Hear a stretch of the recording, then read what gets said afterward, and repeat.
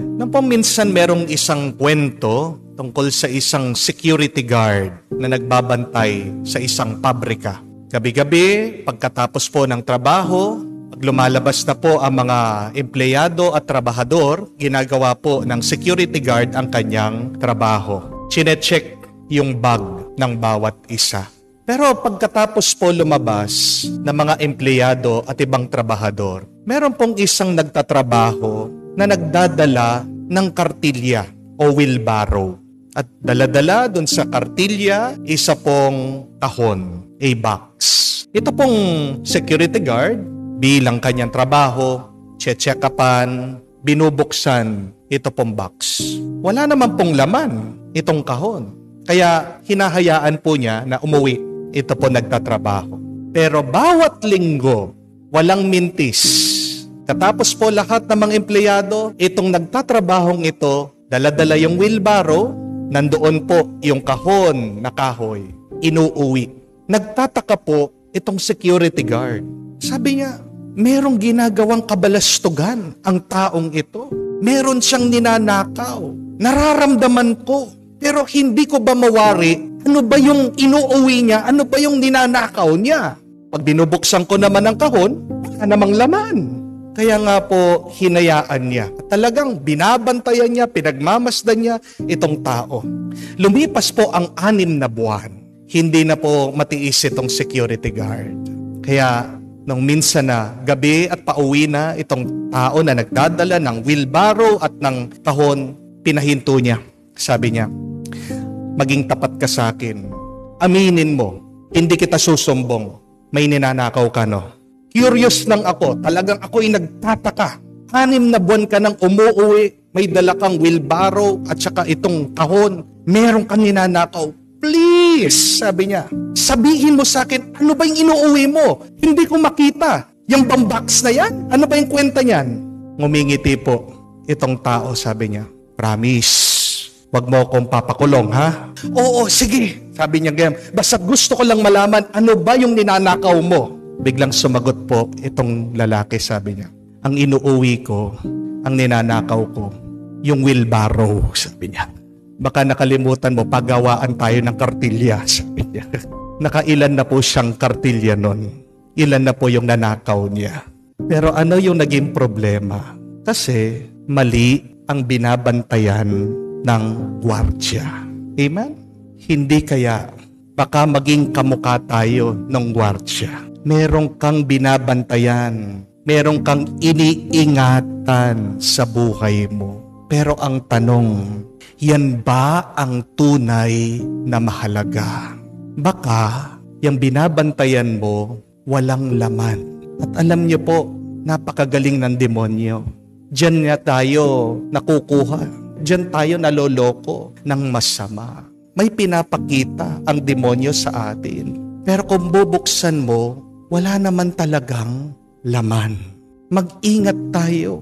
Yan ang pinapaalala ng Diyos sa atin. Maging gising, magbantay, stay alert, pay attention. Dahil kung nagtutulog-tulugan tayo, kung hindi tayo mulat, sabi ni Jesus, ang grasya ng Diyos ay lilipas. Masasayang, hindi natin makakamtan ang kaligtasan. What do you really consider now as important? Oo, mahalaga ang pera. Di ka naman mabubuhay kung wala ang pera. Pero mag-ingat tayo. Baka sa kakahabol natin sa pera, meron tayong sinasakripisyo na mas mahalaga. Amen? Pwede mong isakripisyo ang iyong health. Pwede mong isakripisyo ang iyong pamilya, mga minamahal sa buhay. Pero minsan, nakakalungkot, sinasakripisyo natin ang ating dignidad, ang ating pagkatao, ang ating kaluluwa. Alam niyo po, sa TikTok ngayon, merong uso kung gusto mong kumita ng pera. Magpanggap kang robot. Alam niyo po yon? Hindi ko alam kung nakita niyo na. Mga tao, nagpapanggap na robot. Pagtatawanan mo talaga. Pero, bakit ginagawa? Malaki ang pera. Dahil merong kapalit. Tignan niyo po, sinasayang ang oras, sinasayang ang dignidad para saan? May pera ako eh.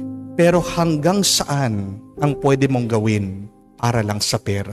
Kung kaya mong ipahiya ang iyong sarili para lang sa pera, ano pa ang pwede mong ipagpalit higit pa dyan? Baka sarili mong pangangatawan, baka sarili mong konsensya, sarili mong dignidad, ang iyong paninindigan, baka kaya mong bitawan para lang sa pera.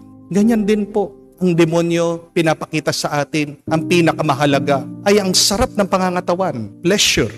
Kaya anong kaya mong ipagpalit para lang sumarap ang iyong nararamdaman? Diyan nag-uumpisa ang mga adik, tandaan niyo po. At ano ang magagawa ng isang adik para lang magkaroon siya ng fix, sumarap ang kanyang nararamdaman? Kaya niyang magnakaw, kaya niyang saktan ang kanyang mga minamahal, kaya niyang ipahiya ang kanyang sarili para lang makuha, maramdaman yung hinahanap niya. Ang nakakatakot po na statistics ngayon, halos po lahat ng mga bata naka-internet na. Wala pong bata ang hindi alam ang social media. Yung mga bata ngayon, 5 to 8 hours, palagi po silang nasa social media. And as young as 7 years old, nakakapanood na po ng malalaswa yung mga bata. 42% ng mga 7 years old po ngayon, nakakita na po ng pornografiya. At dahil po dumarami yung mga tao sa internet, nakita po nila na 25% po sa buong mundo merong sakit sa pag-iisip, may mental illness, hindi po tama, matuwid ang kanilang pag-iisip. 25% ng mga tao sa nanggaling dahil po sa palaging panonood, hindi makaalis-alis sa internet, sa social media. Kaya meron pong mga iba, sinasabi nila, na ang internet ay gawa daw po ng demonyo. Totoo po ba yun?